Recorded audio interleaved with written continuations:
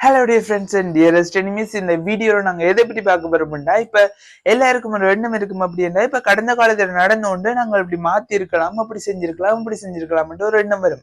So அதுக்கான reason என்ன தெரியுமா? அதாவது இதை வந்து சைக்காலஜி வந்து எப்படி சொல்லுதுண்டா, கவுண்டர் ஃபேஷுவல் திங்கிங் சொல்லுது.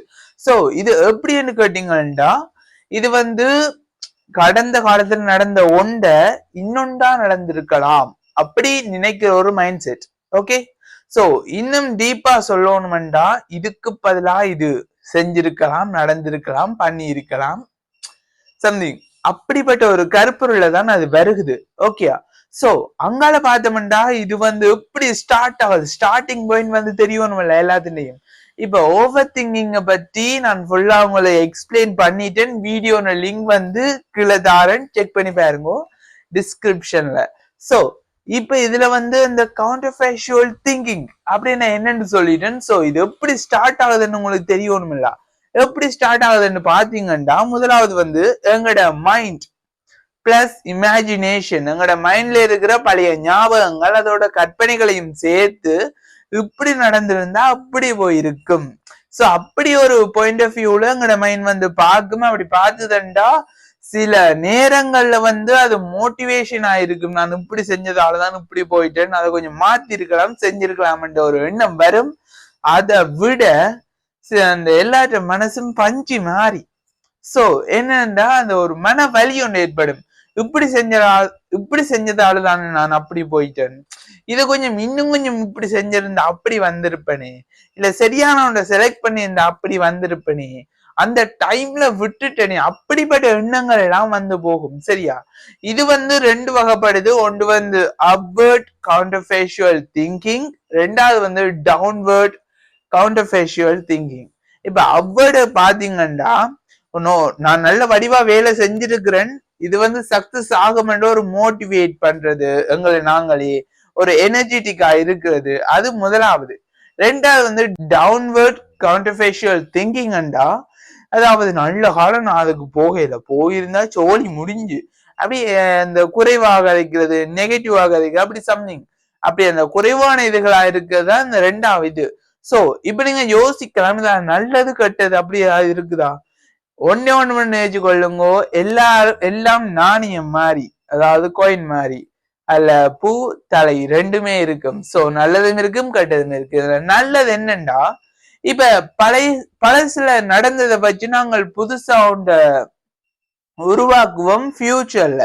சோ இதுதான் இப்படி நடந்தது, நான் இப்படி செஞ்சதால்தான் இப்படி வந்துட்டேன், சோ அதை மாத்தணும் என்ற ஒரு எண்ணம் ஒன்று வரும். அதோட முதல் விட்ட பிள்ளைகளை வந்து திரும்ப விட மாட்டேன். இப்ப இந்த பிள்ளை செஞ்சதால்தான் இந்த இதுல இருக்கிறேன்னு, இந்த பிள்ளை செய்யக்கூடாது, சோ சேஞ்ச் ஆகணும், அப்படி ஒரு எண்ணம் வந்து வந்துடும்.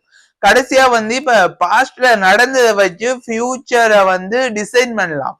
எப்படின்னா, பாஸ்ட்ல நான் இப்படி செஞ்சதாலதான் இப்ப பிரசன்ட்ல இப்படி அனுபவிக்கிறேன், சோ பிரசன்ட்ல கொஞ்சம் நல்லபடியா பில்ட் பண்ணி விட்டேன்டா ஃபியூச்சர்ல என்ஜாய் தான். சோ அப்படி நினைக்கிறதா இல்ல நல்லதா இருக்கு, கெட்டதாகவும் இருக்குது. எப்படின்னா ஓவர் திங்கிங் மாதிரித்தான்.